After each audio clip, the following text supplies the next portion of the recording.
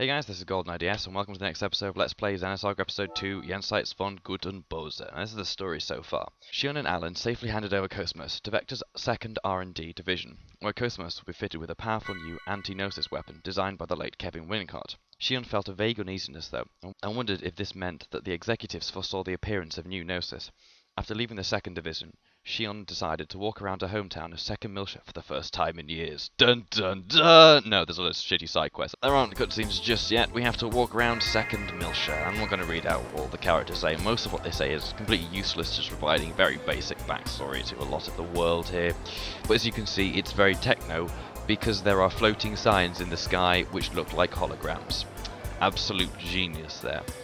This person will also talk about how doctors don't no longer exist anymore because everything's usually treated by nanomachines, which is something you'll hear a bit in the cutscene later on, and I don't know. Surely they wouldn't keep doctors if nanomachines did everything, but apparently doctors can do other things with nanomachines that I don't know. It doesn't make too much sense. But anyway, where we're going to be heading is to the Moby Dick Cafe, which is what this guy has just said to us, which is apparently really good for curry, which, remember for the last game, we cooked curry. Maybe there's a coincidence. And here is a stalker who apparently knows what we're called. He's called Nikolai. We went to the same high school. That was awful. I'm never going to do that one again. Are you your brother? What? What? Okay, so there's a big difference between. There's a big rift between her and her brother, as we saw in the last one, and this will continue in the cutscenes here. If you can survive the dastard music, which will infect the very pores of your brain, which your brain doesn't have. Until you just go and so on. Anyway, this is where we're going to start the whole GS campaign, which stands for Global Samaritan. No matter what you say, Bunny will force you, or Agent Bunny will force you to join it. Basically, what it is it's a society which specialises in making you do a lot of backtracking between very big places and make you want to stab yourself. It's one of the worst designed and implemented side quest system I have ever seen in gaming. And because of that, I actually have a list of the order of which to do everything in here, because it is atrocious. I'm not kidding. You do have to do a lot of sidetracking between. You know how long it took us to walk around from the Kukai Foundation to the Durandal? Well, we now have to walk from Second Milsha to the docks in Second Milsha, onto the Durandal, and then from the Durandal to the Kukai Foundation multiple times. So I've tried to, do my best to reduce time for myself, because I'm cutting it all for you lucky people.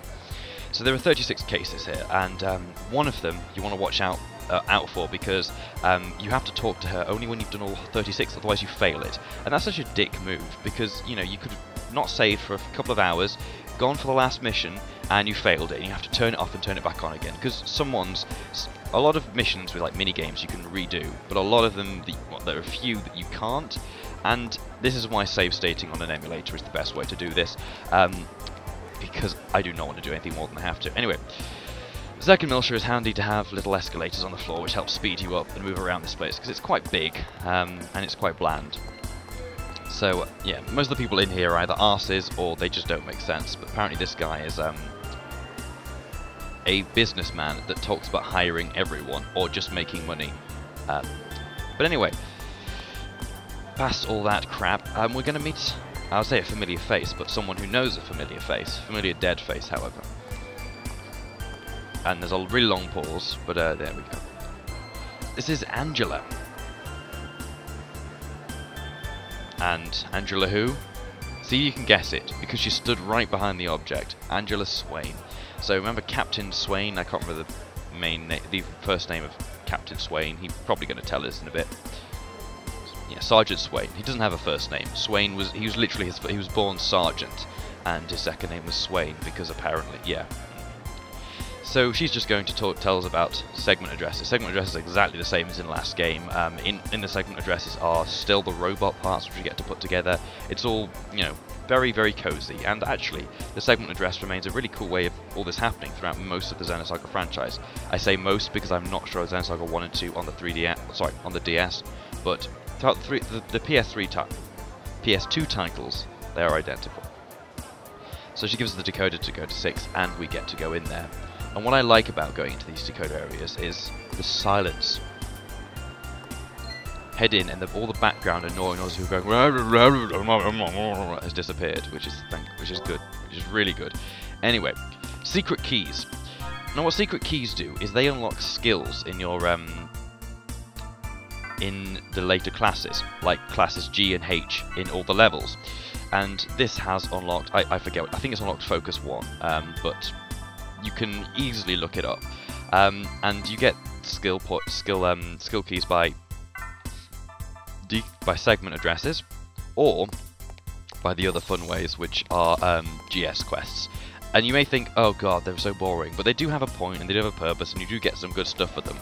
It just is only just worth doing them. And you can easily go through the game without doing any of them. I did that, but even so. Anyway, I'll lend you over to the wonderful cutscenes coming up. Beware, the music in them is a little dire. See you then.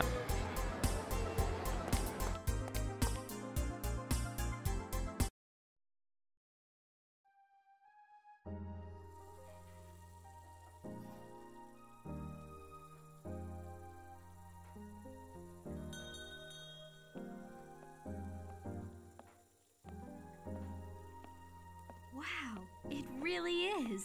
Hey, boss.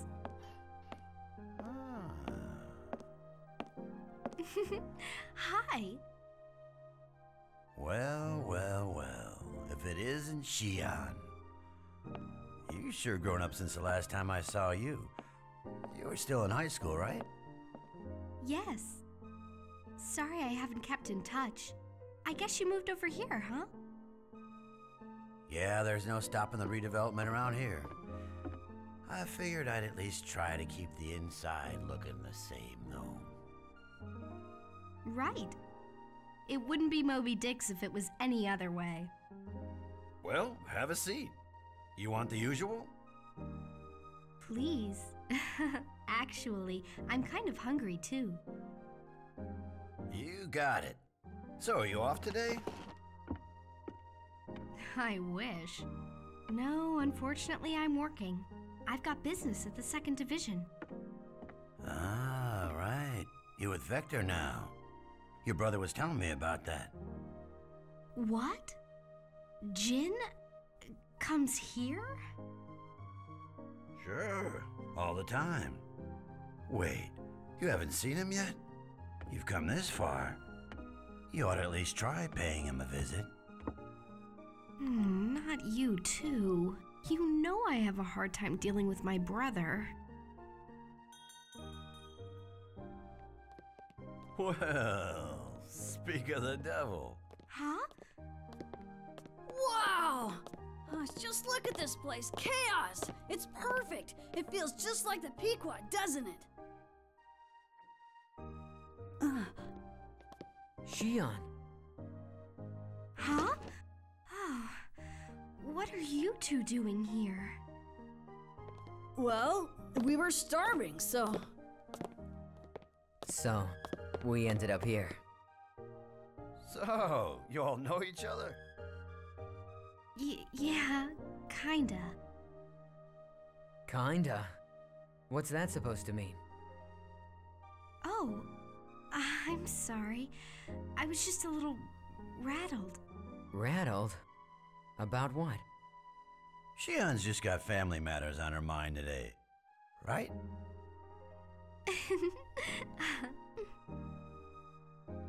Huh?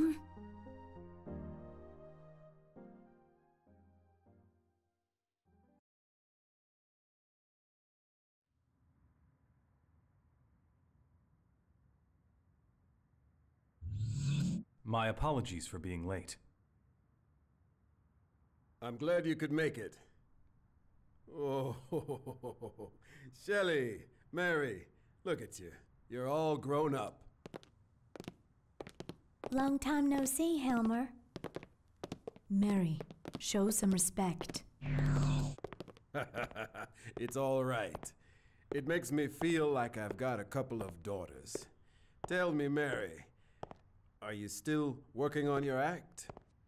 Yeah, right now we're kinda busy, but pretty soon I'm gonna be the best comedian in this star cluster. Even if my sister won't be my partner. You know, I've been thinking about recruiting the little master. That sounds great. I think he'd be perfect. Right.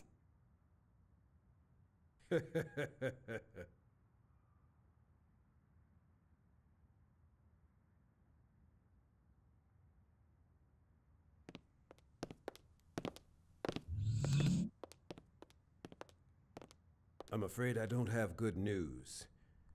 There's been some disturbing activity, and not just from the remnants of Utic. Yes. Under the circumstances, the peace treaty was our only choice 14 years ago. But it was hardly a unanimous decision. Now, we're starting to see the strain from that within the Federation. According to Captain Roman's report, certain factions have begun showing signs of armed rebellion. The Second Miltian government is on full alert. I'd like all of you at the Foundation to be appropriately cautious as well. After all, with the Zohar emulators and the 100 series prototype in your possession, you've become the focus of a great deal of attention.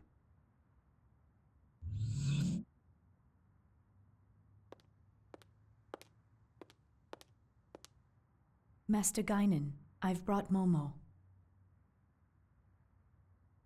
The 100 series prototype. Of course. Send her in.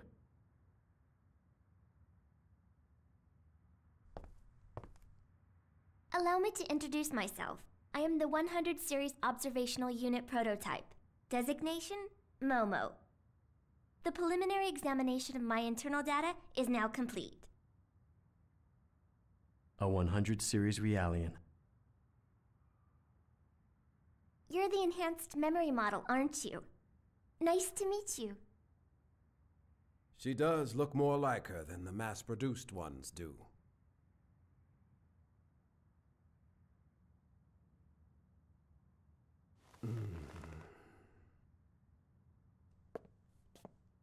Yes. She's just like Dr. Mizrahi's late daughter.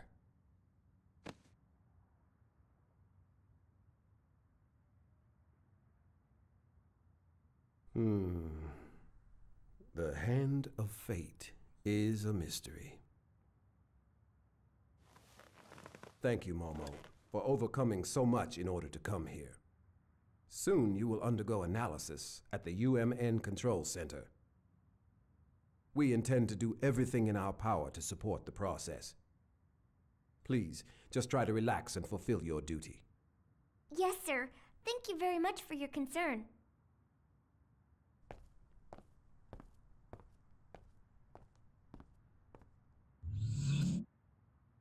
Negredo, I have something I need for you to do. You want reconnaissance, don't you? Sorry. No need to apologize. It is my family's responsibility.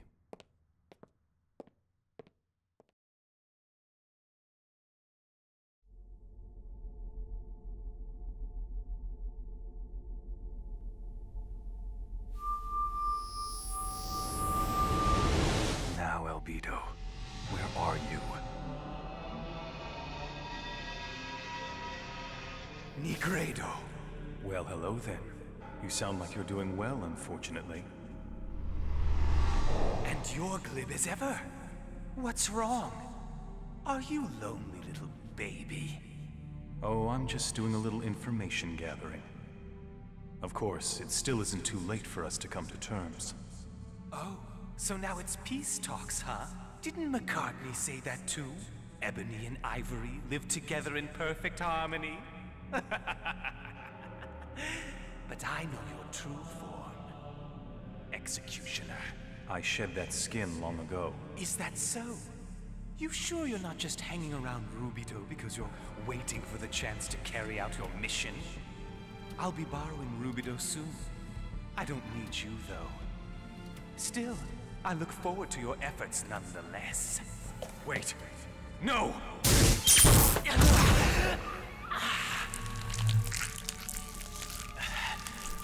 Scary, scary. You've always been two-faced, you know. Offering life in the one hand and delivering death in the other. Too bad I can't die.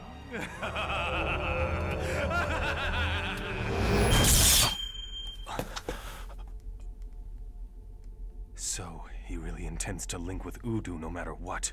Still, what does he want with Rubido?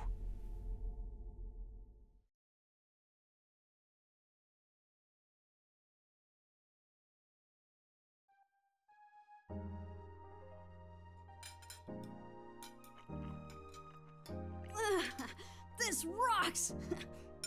I get it. So this is where your curry comes from. Figured it out, huh? By the way, how's Momo? Is she done already? They told us the main examination will start tomorrow. There don't seem to be any problems. Yeah, so since we had some free time, we thought we'd visit the city. I see. What about you? Did you turn over Cosmos already? Yeah. I had Alan take over the process. It might take some time, though, depending on what else crops up.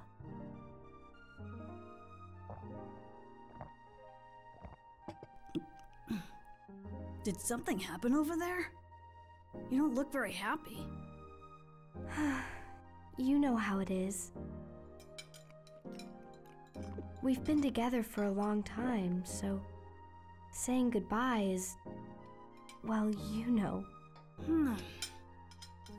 That tough, huh? Well, yeah. Think about it. What if you had to give up your precious Calliscope? How would that feel? Oh, that would be tough. My wallet and my heart would both grieve. Told you. Please, do you really have to compare Cosmos to Junior's collection?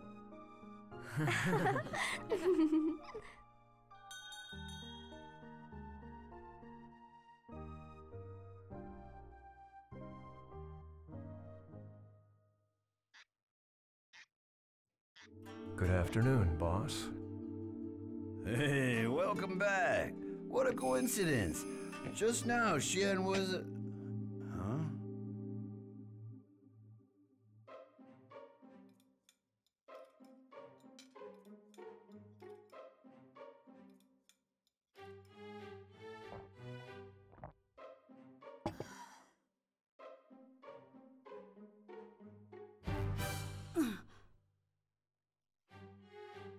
Huh? You're praying? Your chest? You're playing the drums? Man, I give up. What are you trying to say, Shion? Not so loud! Shion? And a voice I've heard somewhere before.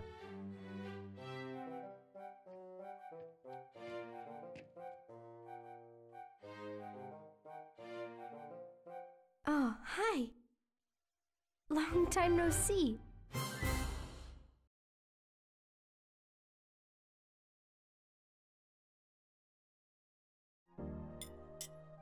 I'm Jin Uzuki. Pleased to meet you. The pleasure's mine. So, you're both with Shion. Tell me, has my foolish sister been causing you trouble? Foolish? Quite the opposite. You know, we're actually very much in her debt. Truly.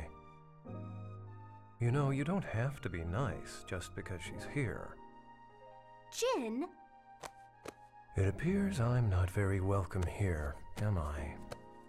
Oh, come on. I didn't say that. I just... Hey boss. I'll have what they're having, please. Extra spicy. Hey, listen to me when I'm talking to you. I am listening. So, what were you saying? Forget it. It's just not worth it.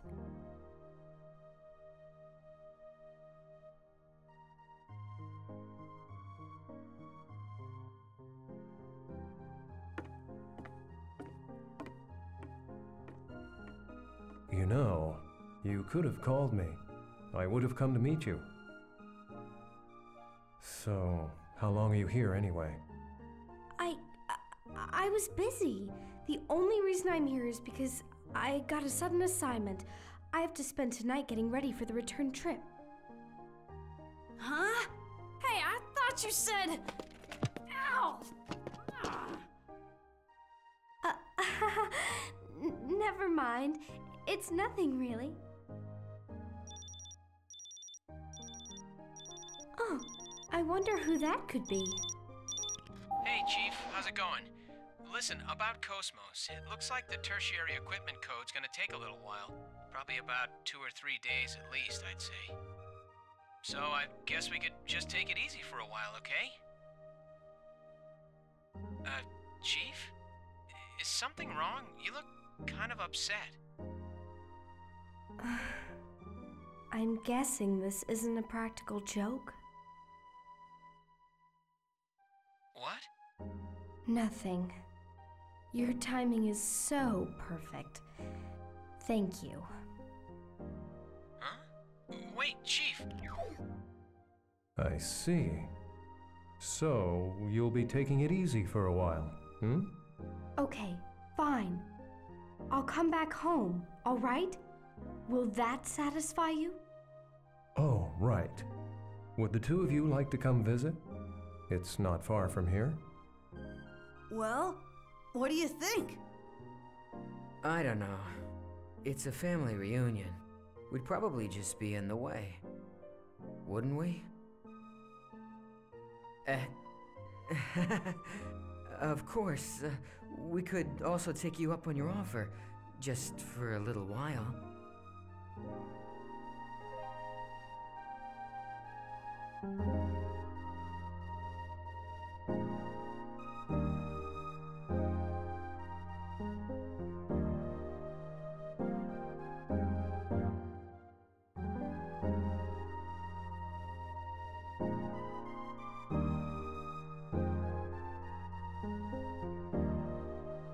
And welcome back. Yeah, there was the wonderful, wonderful sound quality of the music there, which is so joyful. Every time I hear it, I want to rip out my own ears and then put them in acid. Because, and here we have more of the music.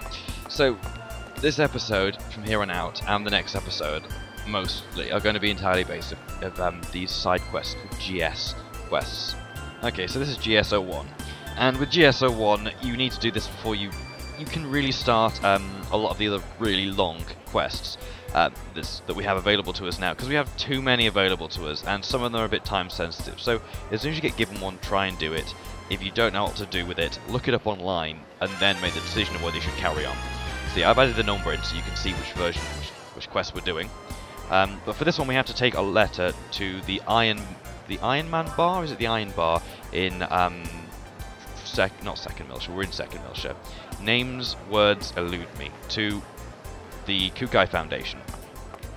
Now, while we're here, we can actually do some more. We actually do some more. Originally, the guide said that you could only do a lot of them after doing GS Side Quest 1, but actually, we can talk to her and do GS09 earlier on, which is basically, you know, she was harping on about how her lovely teddy bear. Well, it turns out there's someone called the Great Thief who's stolen a teddy bear.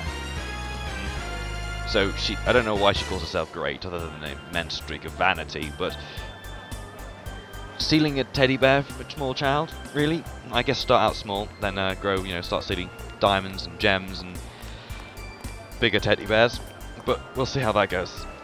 So this is one of the worst side quests there, because you literally just walk and she speaks to you. It's awful. But anyway. This is the GS quest, so GS side quest screen of Questworthy. On all of them, it gives you the number, obviously what your achievement is on it, whether you failed, succeeded. Also tells you the name of it. So as soon as you get a GS quest, you can look it up and find out a bit about it, which is really handy because some of them are the most batshit crazy things you have to do. So all you need to do with her is literally head down here and continue walking down here, then walk down the stairs and bang. So she thinks we're chasing her. I don't know. It's usually you'd think thieves either have a specific hallmark, which is a mask, and then some kind of cool clothes, or you'd think they, you know, just wore black. She's wearing the most obvious outfit that you could easily find her with, and she always does. Like there's a quest later on with her, because of course she's a recurring character, because it saves character models and all that kind of jazz. But yeah, apologies already for this episode length and what we get done in the episode, but there is cutscenes at the beginning, and there's cutscenes near the end of the next part. But it's necessary to do, and I did chop out this recording was like originally 3 hours long, and I chopped into about 2 40-minute episodes and about a 30-minute episode. So that's what? No, okay, yeah, 3 hours. So I chopped about 1 hour and 10 minutes of footage. It's not fun. But luckily, there's only one other place in the game where we get so many side quests at once that all require us to run around. So go ahead and pick up the teddy bear on the ground and give it back to her. We'll jump cut, because jump cuts are cool. And end of GSO9. Thank goodness for that. Basically, what I'm trying to do around in Second Miltia, the way I'm trying to do these is I wrote out a list of which order to do the GS quests in, because some of them require the completion of previous quests, some of them require you to go all the way to the Durandal or the Kukai Foundation, which takes, you know, a fair while, so you want to tie all your visits together.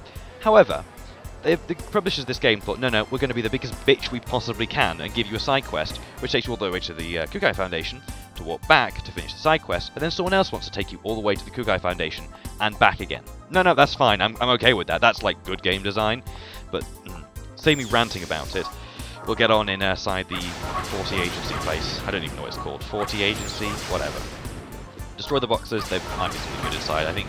Oh, and a segment address up there, which will open up soon enough. There we go. And for all our troubles of destroying all the boxes filled with crap, we get a boost max, which will come in handy eventually.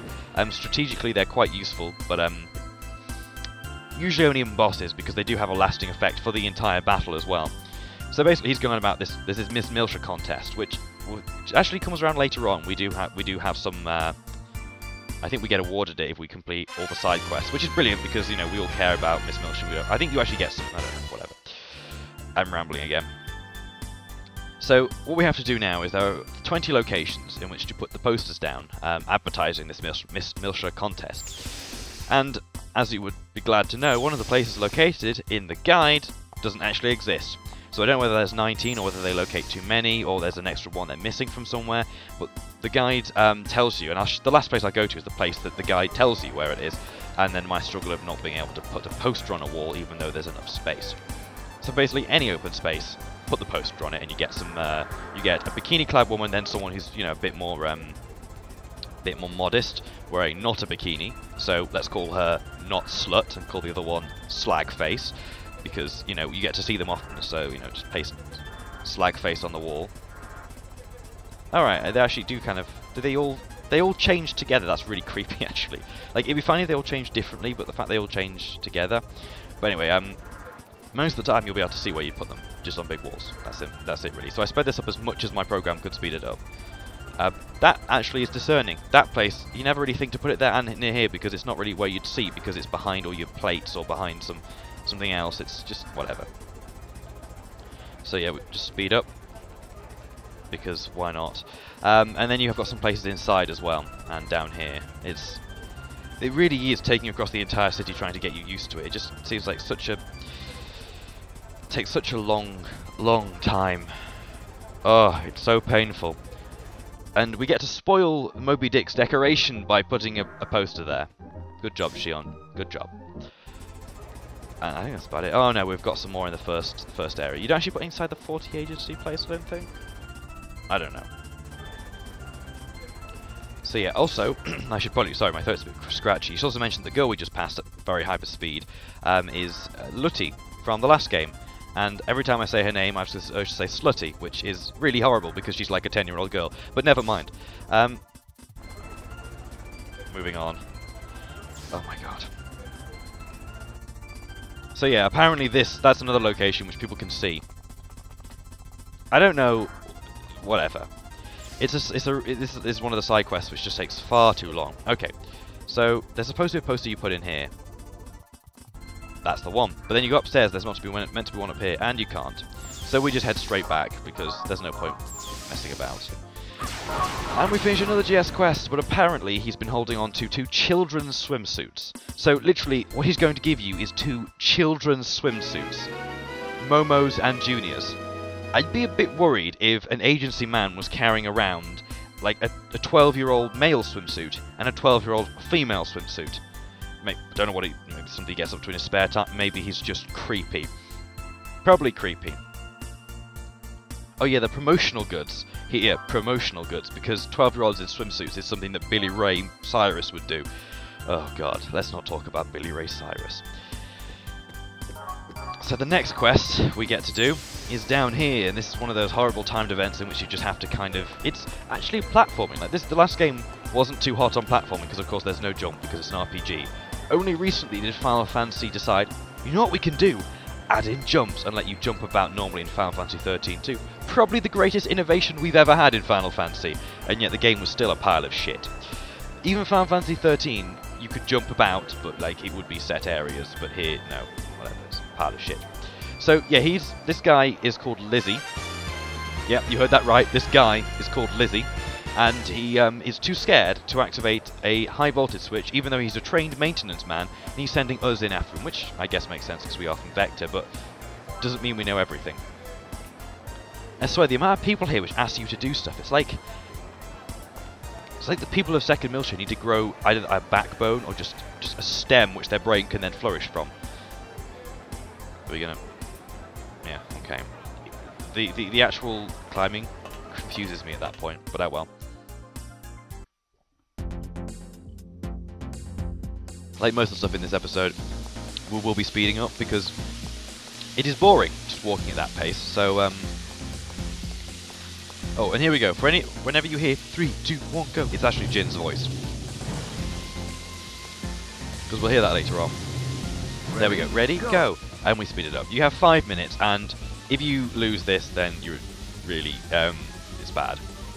Unless, of course, yeah, this is awful. I mean, basically all it is just to avoid the massive laser beams. If if the electricity touches you, you get stunned and you fall back. Now what happens here is I demonstrate how much time you actually have. See there, if you get hit by the laser, you end up on that track, which takes you back to the beginning, which is exactly why I sped up, because there's just no one wants to watch that. And there's so much waiting involved in this particular puzzle. It's like, what game is it that makes you wait such a... Like, it's like Sonic 06, you know? Most of the gameplay is actually spent waiting for the gameplay to load, whereas here you're just waiting for the electricity to go away in some sort of preordained pattern that's really obvious to guess. Yeah, only those bits can be a bit annoying, because you can keep... But then again, if you get hit by ones that are going forwards, you end up just going through the laser beam. Any ones that are going backwards will just obviously take you back and you'll get hit by another laser beam, and it'll be a electricity. Don't worry about smashing all these at once, just make your way through, because you can smash them at the end once you press the button, which actually looks like it's on a Zohar player. So on the way back, you should be able to find a few items. Skill upgrade A, which isn't bad. Biosphere, which, oh, you know, always helpful. And a treasure chest which contains a Rejuvenator M, which is also really good. Her running in slow motion in fast motion is really hilarious. And also running back, there's no electricity because you've disabled the fact that it's going haywire. Which is stupid because there's a shortcut you can go down and yet the game doesn't allow you to. So you actually have to backtrack the entire distance. Once again, I question the people who made this, whether they're just trying to flesh out this game. To be honest, this entire side quest area speaks of just trying to flesh out a game. But anyway. We have 5 minutes to go before we move on to the next part, which should have a lot more... No, it's going to have a lot more cutscenes. There's a lot more cutscenes near the end, I think. I'll just check. But at this point, really the only reason I'm doing any of these is to get a lot of items to make it, like, to really push it. Yeah, there's a fairly big wall of cutscene in the middle of the next episode, so don't worry. You will get your storyline. Okay, double attacks. I should mention what they are. When 2 characters are on the field, and I think you both boost or both start, you have a double attack, and it's basically kind of like, you know, the original attacks from Xenosaga 1 that were really powerful. You could have they usually circle moves that you would do after maybe 2 other commands. So you'd have to stock to be able to do that. And you know, the ones that have big cinematic and take far too long and then deal nowhere near enough damage for how much points you spend on it. Well, those are in this game as well, and you need 2 people to do them, and they deal nowhere near enough damage for how much you actually have to do to get them. So, congratulations, underpowered mechanics. Okay, so this guy, apparently someone's really trying to trash Second Mill ship. So the electricity's gone, the water system is gone, kicking out basically crappy water for everyone. I don't get it. There's something seriously wrong with their infrastructure. So yeah, this is a pain. And the best way to do this is download a map off the internet and just follow that. Because the idea with this is to you've got basically a load of containers, and the ones that light up red are the ones which you need to destroy. The ones which light up green, actually I'll demonstrate here. The ones who light up green are the ones which are working, so you need to keep those. But the worst thing is you need to remember what they are, so it's an absolute pain. So all you do is get a map and, you know, follow that and just ignore all those little switches. Or you can follow this guide, but it is a bit fast. Every time you destroy one that you meant to destroy, it'll say target destroyed, so you'll know which ones to destroy. And also, the worst thing comes when you have when you thought you've destroyed everything, but it turns out you haven't, and you have to backtrack, because this area is pretty big as well, and just takes you forever to walk around. And also, wait for the targeting reticule to fall properly, because there are occasions where you can just shoot, and it'll hit something which is only just targeted, and you destroy one of them, have to start all over again. I know, and the people who made this really excelled in game design. I guess design of side quests, really.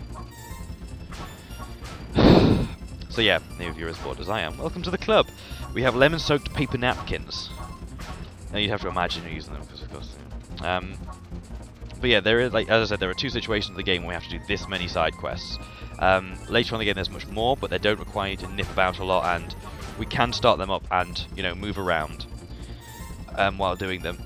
And I can do a lot of cutting then, because basically this LP is going to be the most I've ever cut from an LP, because there's so much just crap, and just general fighting enemies, and when we've already fought them, there's no point fighting them again, unless I'm particularly in the mood, because everything's post-calm with this one. Okay, so you go back to him, and that's it. Nothing after. If this happens, you need to go back and look for one that you haven't destroyed, because when you do destroy them all, the screen goes black, and it transports you. It doesn't let you backtrack, which is very, very nice. So yeah, the ones I didn't destroy were in here, and then they were done. I'm really. How are you impressed at just shooting objects? But anyway, now that's. Oh god, it looks so slow now. It looks like the game has been slowed down. Okay, so now we've done that.